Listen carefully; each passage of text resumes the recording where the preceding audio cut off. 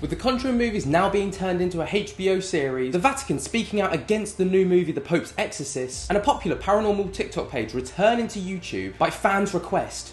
But there might also be another reason. There's a lot to cover in this episode of the Paranormal Roundup, so let's get straight into it. The first story that we're going to be covering is HBO expanding the Conjuring universe with a new series. HBO, the network that has had some huge titles including The Last of Us, Game of Thrones and House of the Dragon, have dropped a bombshell in the past few days. The Conjuring universe is continuing to expand with its first foray into television. While not much was said about what direction the new paranormal horror series could go in, the show is in active development with Peter Safran and James Wan on board as producers. The new series does plan to continue the story established in the feature films. Currently, there are 7 films within the Conjuring universe that have grossed well over $2 billion in the global box office, so it's not surprising at all to see that the series is in the works to future explore the frightening investigations of the Warrens. It seems like HBO is more than willing to double down on the horror genre, and the source of all of this information was IMDb. With a lot of popular movie franchises moving to series, can these popular franchises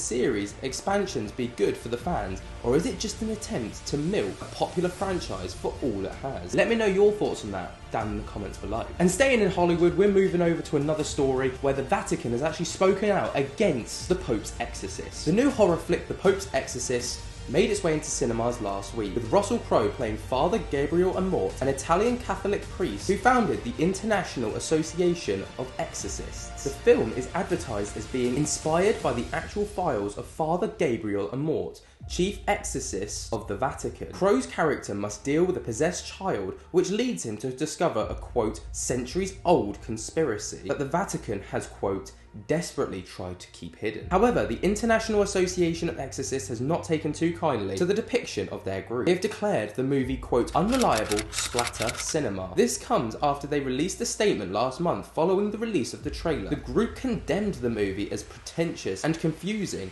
leaving audiences to wonder whether, quote, the real enemy is the devil or ecclesiastical power. The IAE continued, quote, the end result is to instill the conviction that exorcism is an abnormal, monstrous and frightening phenomenon whose only protagonist is the devil, whose violent reactions can be faced with great difficulty. This is the exact opposite of what occurs in the context of an exorcism celebrated in the Catholic Church, in obedience to the directives imparted by it. And the source of all of this information was The Guardian. Of course, we all know that Hollywood dramatise a lot of plots to better suit a narrative within a movie, to make it scarier and better paced, with very similar happening in the Conjuring movies, as stated by Lorraine Warren herself when asked about the Conjuring movie. But do you think the movie is a fair depiction, or do you think the Vatican may be upset that some dark secrets that they wanted to keep hidden have been brought to the surface?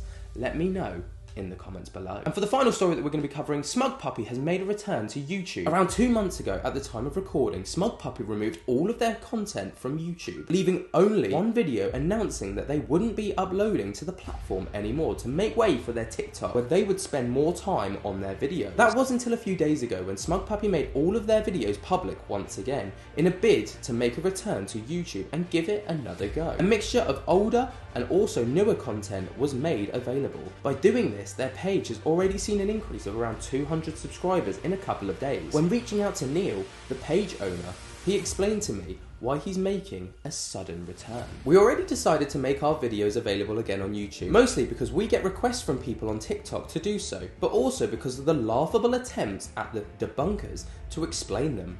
They're all so wrong. We'll be putting a video out very shortly about this and asking our audience to ask us any questions that they want. And we'll be picking the best and answer them, giving fans a shout out too, as honestly and earnestly as we can. And this is the video that they used to announce their crossover back to YouTube.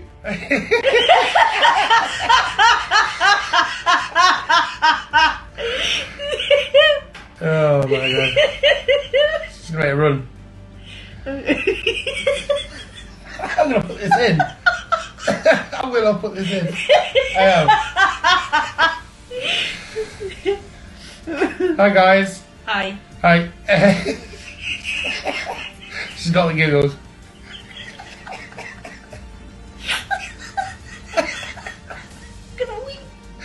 Don't pee. Oh god. What was that? Not on me, eh? Oh god. Hi. Hi guys. Hi guys. We've both been ill this week. Yeah. We both got the lurgy or something. Not COVID. Well, it's not testing as COVID, but No. anyway, I had a chance to go through the footage, and with this in mind, we're thinking about a different type of video to put out for you. So we thought about doing like a question and answer. You send in your questions, and we will answer them, or in the comments anyway. Yeah. So what we'll do, we'll pick out some of the best questions, and don't ask us if we're real or fake, because we've already stated we do have paranormal activity. Our videos are real, so you're just going to get the same answer. Pick some interesting questions. Ask about us. Ask about the house. If you're that interested, so many people interested in the wallpaper. Ask about the bloody wallpaper. You know what I mean? Whatever. But if any debunkers try to, you can suck my gammy toe. Yeah, We're not answering those. We'll probably won't pick those now. No. Suck my gammy toe. Right, fair enough. Other news.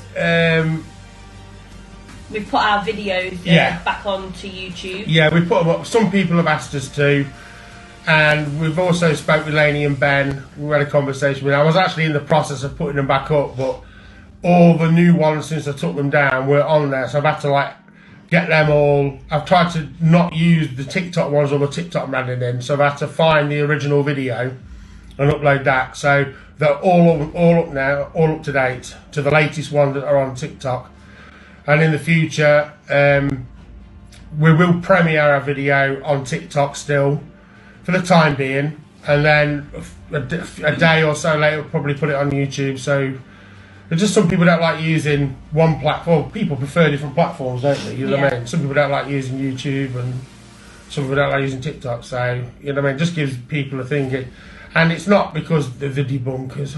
I mean, they go on about, I know. We took them down because of the debunkers, or TikTok's got a younger audience. It's got nothing to do with that. We just chose TikTok, and from the off, didn't you? Yeah. Well, you suggested we put it on TikTok, so I did, and it took off from there.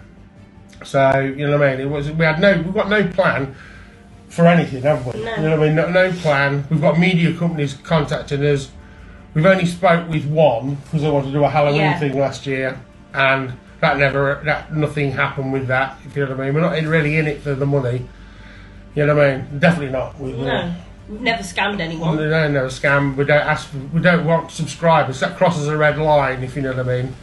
When you start having subscribers, you start having to then put out a video, and then you're forced into you know what I mean, into shady areas, aren't you? If you know what I mean, forced to put out something doesn't happen. You know what I mean? So, but we have had stuff happen. But like I said, we just haven't had time to go through the footage. We have been quite ill. Yeah. Bedbound. Yeah. My chest is still bad, and you're still halfway through it. So, anyway, ask your questions, and we'll look forward to doing it. We'll pick out the best ones, and we'll give you a shout out as well on TikTok. Yeah.